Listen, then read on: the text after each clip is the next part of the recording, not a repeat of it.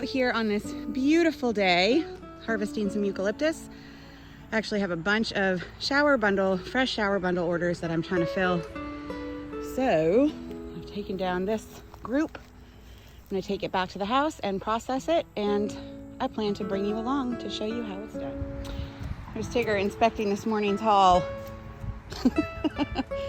I know this might seem like an awful lot of eucalyptus, and that's because, well, it is. It's gonna take me forever to process, but I'll get it all clipped and all washed. I have a bunch of shower bundle orders that I'm filling this morning, so this should do it. Then I should have some left over for arrangements. I'm kind of loving these mottled ones that have this pretty dark red color in them, and I think those are perfect for some fall decorations, some wreaths and swags and things. So we'll see where that goes. So here I have clipped the sturdiest and prettiest pieces that I can find.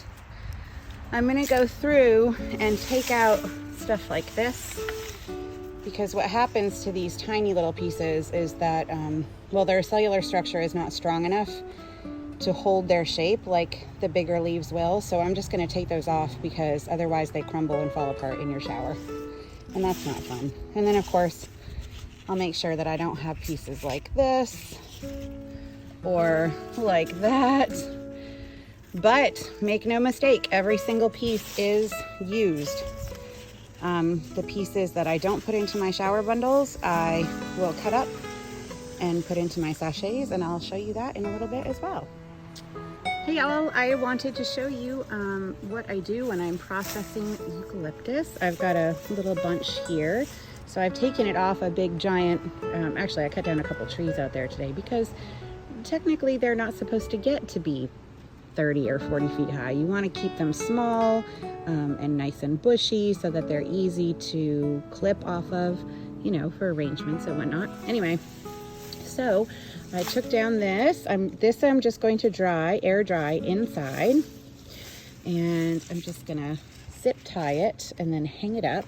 I've got some over here. You can see the variegated color on that that I've had in the glycerin and water, and I'll show you that in just a second.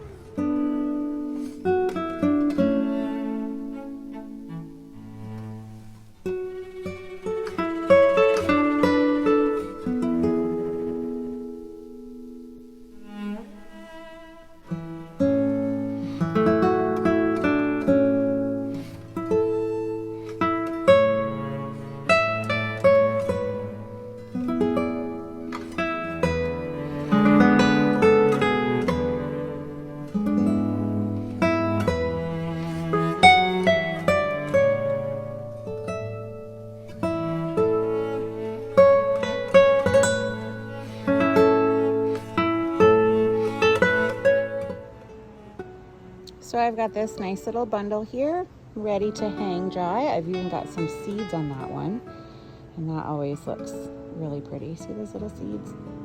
Then the rest of it, everything that I decide not to use, I just cut up and I put into this bag, and then that is what I use for my sachets. It dries out, but keeps its scent really, really nicely. You would think I would learn, but I don't. Here I'm using no gloves to reach in and get some eucalyptus that's been processing in a mixture of water and glycerin and food coloring. So I'm gonna pack that all into that little plastic bucket next to it, and then the rinsing process shall begin. There we go. So I'm gonna rinse it a couple of times until that water runs nice and clear.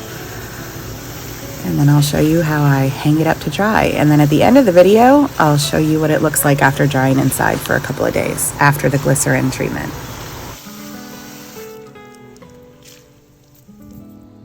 All right, so I've just rinsed everything. And now I am going to probably create a couple of bundles out of this bunch so it can dry evenly. Got a lot of little tiny pieces in there. It is just crazy to me to note how the different types of eucalyptus take to the dye. You see some that are this beautiful variegated dark and light green, and some that just seem brown. So Anyway, it's all part of the process.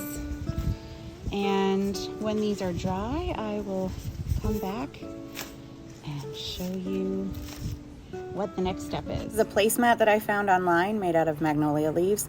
So I translated that idea and made this pretty little half sunburst, I like to call it, on this wreath that I just recently finished. It has a combination of dried eucalyptus, eucalyptus that was dried in or treated in glycerin, and also some fresh eucalyptus, all of it then treated with a product called Clear Crowning Glory solution. It's a non-toxic kind of waxy formula that you put on arrangements to help them keep their color for longer. And here is a dried bunch of eucalyptus, just naturally dried inside. It's all curly and pretty. And then here is a bunch that was done in the glycerin and water, and this is what it looks like after a couple days of drying inside. That's it from Carolina Eucalyptus for today. More soon. I hope y'all have a great one.